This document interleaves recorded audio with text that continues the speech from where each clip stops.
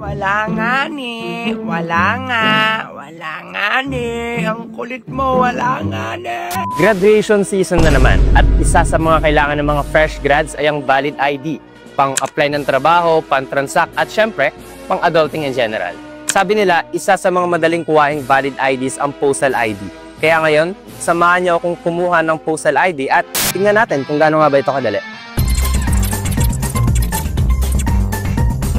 Para sa requirements, ang kailangan lang natin ay original at photocopy ng birth certificate at barangay certificate. Kapag meron ka na nito, ready to go ka na.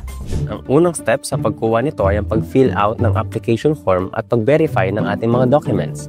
Pagkatapos itong ma-verify, magbabayad na lang tayo ng 650 pesos at diretso na tayo sa capture station. Ano bang benefits ng postal ID bukod sa madali itong makuha kumpara sa ibang valid IDs? Considered as primary ID ang postal ID, kaya pwede itong magamit sa pagbubukas ng bangko, pag-apply ng trabaho, pwede ring supporting document kapag magta-travel ka. At higit sa lahat, magagamit mo na to para makakuha ka pa ng ibang valid IDs. Ngayon, tapos na tayong kumuha ng postal ID at hihintayin na lang natin ito makuha after 3 days. O diba? Madali na, useful pa. Ala! Salamat! Kaya kung first time mo kumuha ng valid ID, simulan mo sa postal ID para adulting ready ka na.